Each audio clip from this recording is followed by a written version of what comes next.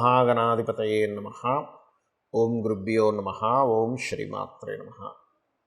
పరమేశ్వర స్వరూపమైనటువంటి జ్యోతిష, వాస్తు మరియు ఇతర అనేకమైనటువంటి శాస్త్రములను మనకు అందించినటువంటి మహర్షులకి నమస్కారం. హయగ్రీవ హయగ్రీవ హయగ్రీవేతి యో వదేత్ తస్య నిస్సరతే వాణి జహ్నుకన్యా ప్రవాహవత్. అరుణాం కరుణాతరంగితాక్షీం ధృతపాశాంకుశపుష్పబాణచాపాం అనిమాదిభిరావృతాం మయూకైః అహమిత్యేవ విభావయే భవానీం. శ్రీమాత్రే నమః. ప్రేక్షకులకి ఆ లలితాంబిక అమ్మవారి యొక్క అనుగ్రహం పరిపూర్ణంగా కలగాలని మనస్ఫూర్తిగా కోరుకుంటూ మనం ఈరోజు చెప్పుకోబోయేటువంటి టాపిక్ ఏమిటి అంటే అస్తంగత్వ దోషము అని ఉంటుంది.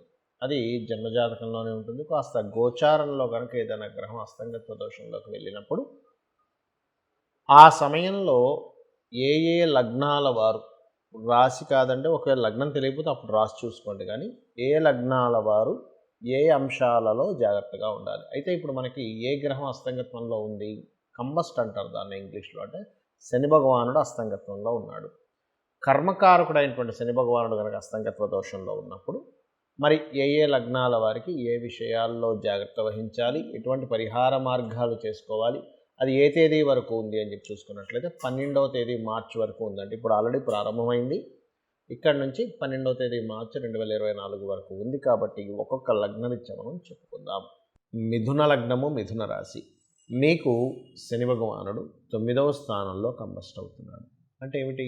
తండ్రి గారు బ్యాంక్ బ్యాలెన్స్ రిలేటెడ్ సంబంధించినటువంటి అంశంలోని ముఖ్యంగా జాగ్రత్తగా ఉండాలి. అండ్ లాంగ్ జర్నీస్ చేసేటప్పుడు తగు జాగ్రత్తలు తీసుకోండి. అదేవిధంగా ఇక్కడ మిగతా ఏ అంశాల్లో కొంత జాగ్రత్త వహించాలి అని చెప్పి చూసుకున్నట్లయితే ఇక్కడ మీ యొక్క సిబ్లింగ్స్కి, అంటే మీ తోబుట్టు వరుస వారికి ఏదైనా వివాహ సంబంధించినటువంటి ప్రయత్నాలు చేసేటప్పుడు కొంత జాగ్రత్త వహించాలి. మీ తల్లిగారి ఆరోగ్య సంబంధించినటువంటి విషయంలో కూడా కొంత జాగ్రత్త వహించండి. మరియు ఎవరికైనా ట్రాన్సాక్షన్స్ చేసేటప్పుడు, అంటే ఈ మనీ ట్రాన్సాక్షన్ చేసేటువంటి అంశాల పట్ల కాస్త జాగ్రత్త వహించండి. అదేవిధంగా పిహెచ్డి చేసేటువంటి వారు హైయర్ ఎడ్యుకేషన్ రిలేటెడ్ సంబంధించినటువంటి అంశంలో కూడా కొద్దిపాటి జాగ్రత్త అవసరం, ముఖ్యంగా మిథునం వారికి. అదేవిధంగా మీ యొక్క సంతానం ఏదైనా ప్రేమ వ్యవహారాలకు సంబంధించిన విషయంలో ఉన్నట్లయితే ఆ విషయంలో కూడా వాళ్ళు కొంత ఇబ్బంది పడతారు ఈ కంబస్ట్ వల్ల చూసుకున్నట్లయితే.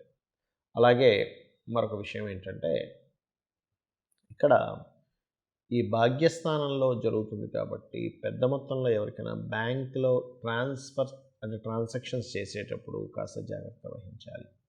అదేవిధంగా మీ యొక్క జీవిత భాగస్వామి ఏదైనా సంతకం పెట్టేటప్పుడు, అగ్రిమెంట్స్ రాసేటప్పుడు కొంత జాగ్రత్త వహించమని చెప్పండి. మరియు మీరు చేయవలసినటువంటి దేవతా ఆరాధన ఏమిటి అంటే వీలైతే దగ్గరలో ఎక్కడైనా క్షేత్రాలు ఉంటాయి, సూర్య ఆలయం కానీ, సూర్యక్షేత్రాలు, లేకపోతే శనీశ్వరుడు ఆలయము, లేదా వెంకటేశ్వర స్వామి ఆలయము, వరాహస్వామి యొక్క ఆలయము కనుక ఉన్నట్లయితే వరాహ అవతారాన్ని, లేనట్లయితే వరాహస్వామి యొక్క అష్టోత్తరం చదువుకోవడం అన్ని విధాలా ఉత్తమము.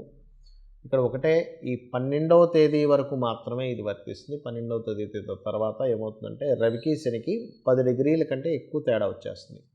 కాబట్టి 10 డిగ్రీలు ఎప్పుడైతే దాటిపోయాడో ప్రాబ్లం అనేటువంటిది ఉండదు.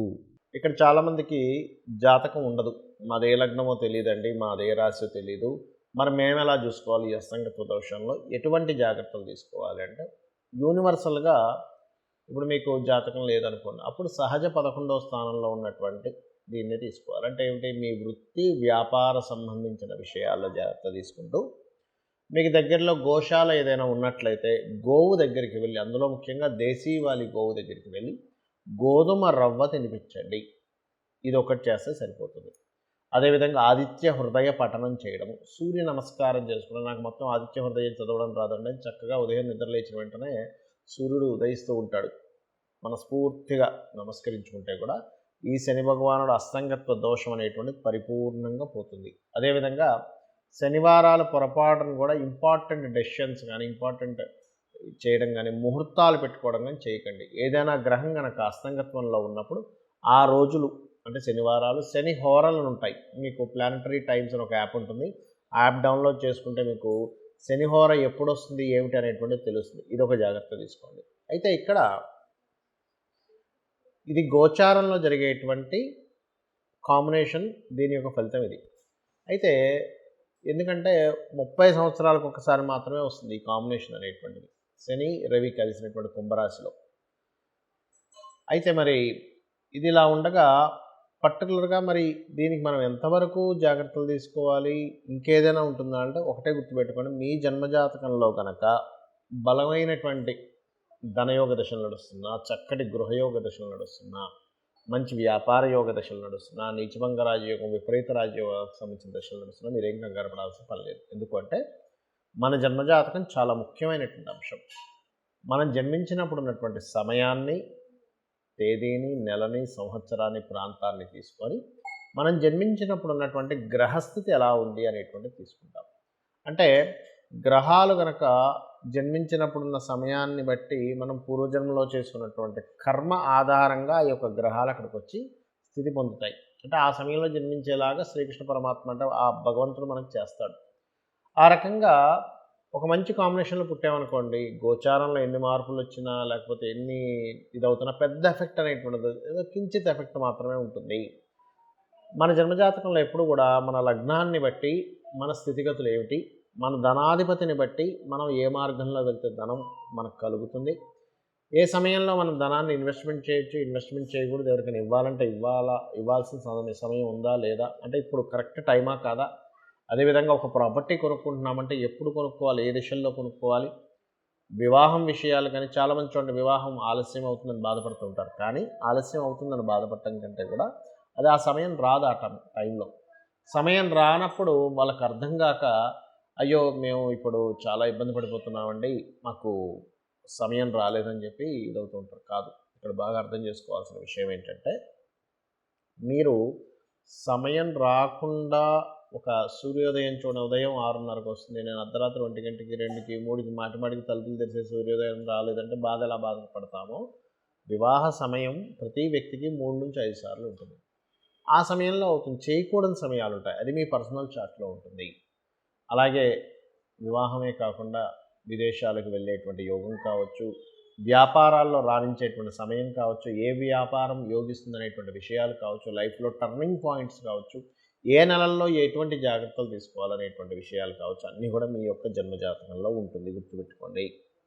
ఇక ఇవన్నీ ఒక ఎత్తు అయితే ఇక్కడ మనకి జాతకం లేదు, ఏమీ లేదు, కానీ జాతకం భయంకరంగా ఉందని తెలిసింది పోని, ఒకటే గుర్తుపెట్టుకోండి, అమ్మవారి యొక్క ఆరాధన కనుక మీరు చేయగలిగితే ఎటువంటి దోషములు ఉన్నా మీ జన్మజాతకంలో ఖచ్చితంగా అవన్నీ కూడా పక్కకు పోయి అమ్మవారు రక్షిస్తుంది, గుర్తుపెట్టుకోండి. ఇవన్నీ ఏం పెట్టుకోకండి మైండ్లో. అయితే మీకు ఇక్కడ సందేహం కలగొచ్చేవండి, మరి మనకి జన్మజాతకంలోనే మొత్తము ఉంటే మనం ఈ గోచార ఫలితాలని, ఈ అస్తంగత్వ దోషాలు ఇవన్నీ చెప్పుకుంటున్నాము అంటే మనిషి యొక్క జీవితం 2 రకాలుగా డిజైన్ చేయబడుతుంది. ఒకటి మన నిర్ణయాలు, మనం తీసుకునే స్టెప్స్, మనం తీసుకునే నిర్ణయాలు, మన ఆలోచనలతో ఒకటి ఉంటే, మన ఆలోచనలతోని మన నిర్ణయాలతో సంబంధం లేకుండా బయట మార్కెట్ కానీ గోచారం కానీ నడుస్తూ ఉంటాయి. అంటే అలాగా చూడండి, ఒక వ్యక్తి మొన్న ఒక 3.5-4 ఏళ్ల క్రితం మనకు కరోనా వచ్చింది. అసలు ఎవరు ఊహించలేదు, ఏదో పెట్టాడు అట్లాగా, ఒక షాప్ ఏదో పెట్టుకున్నాడు, సడన్గా కరోనా వచ్చింది, మూసేయాల్సి వచ్చింది. ఎంత ప్లానింగ్ చేసుకున్నా ఏం చేసుకున్నా కూడా బయట ఉండే వాతావరణం మారిపోయింది. లేదా ఒక వ్యక్తి ఒక ఈవెంట్ అనుకున్నాడు, సడన్గా వర్షం పడింది. అంటే ఏమిటి, మీకు సంబంధం లేకుండా అలా ఉంటుంది. లేదా ఒక ప్రదేశానికి వెళ్దాం అనుకున్నాం, ట్రాఫిక్ ఎక్కువైపోయి జామ్ అయిపోయి మీరు వెళ్ళవలసిన సమయం కంటే ఒక అరగంట గంట లేట్ అయింది. అంటే ఏమిటి, మీ చేతుల్లో లేదు అది కొన్ని. అయితే గోచార గ్రహాలు ఏం చెప్తాయంటే ప్రజెంట్ కండిషన్ ఇలా ఉంది, ఇలా జరగబోతుంది, సో నీ ప్లాన్స్ని నువ్వు ఇలా ప్లాన్ చేసుకో. గోచారంలో ఇక ధనం మీదకి ఈ గ్రహం వచ్చింది, గోచారంలో గృహం మీదకి ఈ గ్రహం వచ్చింది, గోచారంలో వివాహ సమయం సంబంధమైనటువంటి వాటికి ఈ గ్రహం వచ్చింది, కాబట్టి నువ్వు ఈ పరిహార మార్గం చేసుకో అనేటువంటిదే గోచార ఫలితాలు. కాబట్టి మీరు ఈ యొక్క గోచార ఫలితాలని, మీ జన్మజాతక ఫలితాలని తెలుసుకొని ఆ అమ్మవారి యొక్క అనుగ్రహాన్ని పరిపూర్ణంగా పొంది మీరు ఆయురారోగ్యాలతోని అష్టైశ్వర్యాలతో తొలతూగాలని మనస్ఫూర్తిగా కోరుకుంటూ శ్రీమాత్రే నమః.